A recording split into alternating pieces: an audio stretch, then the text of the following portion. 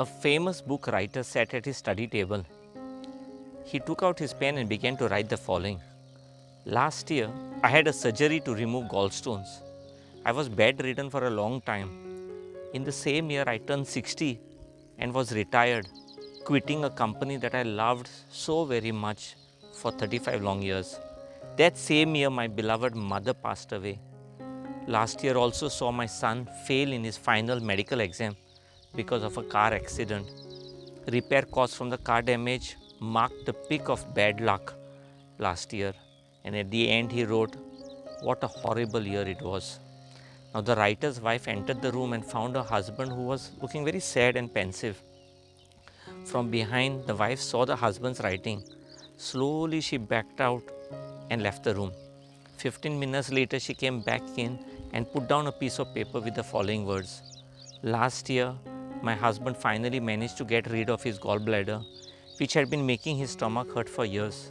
That same year, I am grateful that my husband was able to retire in a healthy and happy state of mind and body. I thank God that he was given an opportunity to work and earn for 35 years to support our family. Now my husband can spend more of his time writing, which has always been his hobby. In the same year, my 95-year-old mother-in-law, without any pain, returned to God in peace. And still, in the same year, God protected our son from harm in a terrible car accident. Our car was seriously damaged by the accident, but my son survived without any serious injuries. In the last sentence, his wife wrote, last year was a year of extraordinary blessings from God, and we spent it full of wonder and gratitude. What a wonderful year it was. The writer smiled with emotion and warm tears flowed down his cheeks. He was grateful for a different point of view for every event he had gone through the past year. Friends, we must understand that it is not happiness or joy that makes us grateful. It is gratitude that makes us happy or joyful. We need to practice gratitude by seeing events from a positive point of view. In this world where everything runs on money, being not so rich is no fun.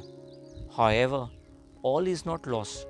You can still make your life richer with gratitude. The concept of abundance need not apply to wealth and money alone. Having a grateful heart also makes your life abundant. And the attitude of gratitude is something that you can develop on your own. The best part is you won't go broke even when you use it. Gratitude does not mean pretending everything is fine or being in denial about what is going wrong.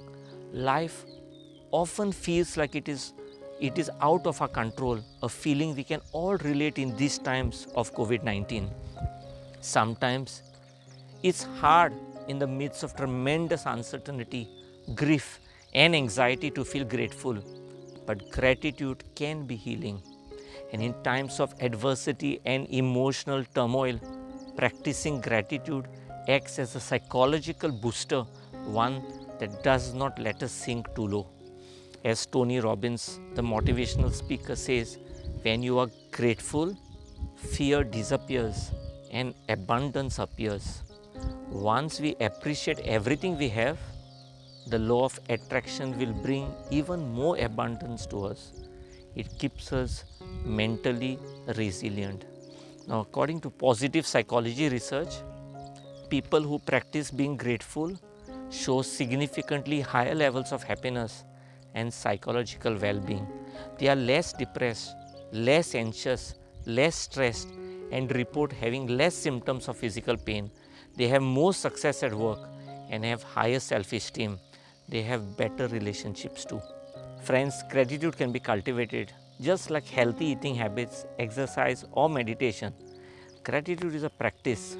Cultivating gratitude means choosing to focus your time and attention on what you appreciate. They say that just 2 consecutive weeks of daily gratitude practice has lasting positive effects on one's mood and level of optimism that last for up to 6 months. Gratitude is an attitude and a choice we make. As Albert Einstein, one of the greatest And the most influential physicist of all time said, there are only two ways to live your life. One is as though nothing is a miracle, and the other is as though everything is a miracle. Gratitude helps people refocus on what they have instead of what they lack. Without gratitude, we tend to focus on life's imperfections, and in fact, they often become all that we can see. Gratitude gives us a wider perspective. We may still see the imperfections, but we also recognize the blessings that surround them. And although it may feel contrived at first, this mental state grows stronger with use and with practice. Practicing gratitude starts with noticing the goodness in life. A materialistic culture that encourages constant wanting and sees possession as a source of happiness is not the most fertile ground for gratitude, but it is not an insurmountable barrier to developing it.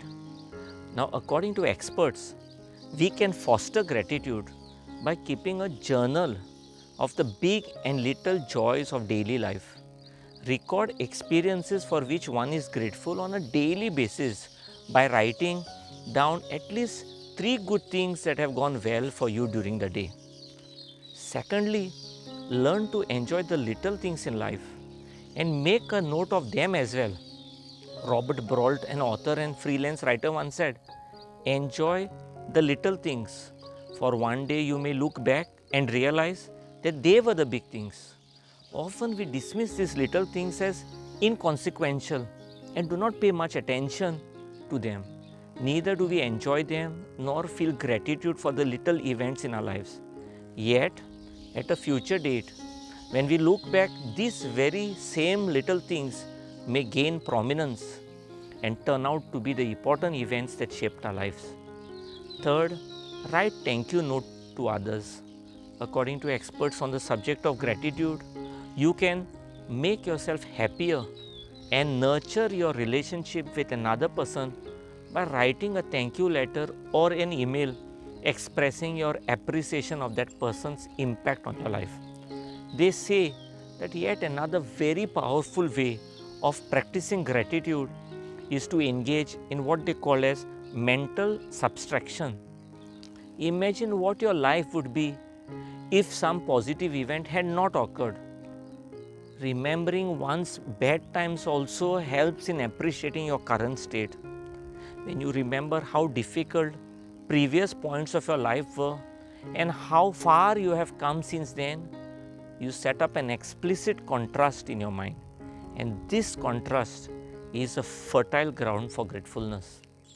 Your attitude of gratitude determines your altitude in life and in business. You can address your circumstances in a positive manner, or you can feel sorry for yourself and wallow in pity. Of course, times can get really hard and can be emotionally draining. However, if we look hard enough, we can always find the good in everything. The question is, are you willing to look for it? Remember, the secret to happiness lies in the attitude of gratitude. Having a grateful attitude can bring you the happiness you have been chasing all along.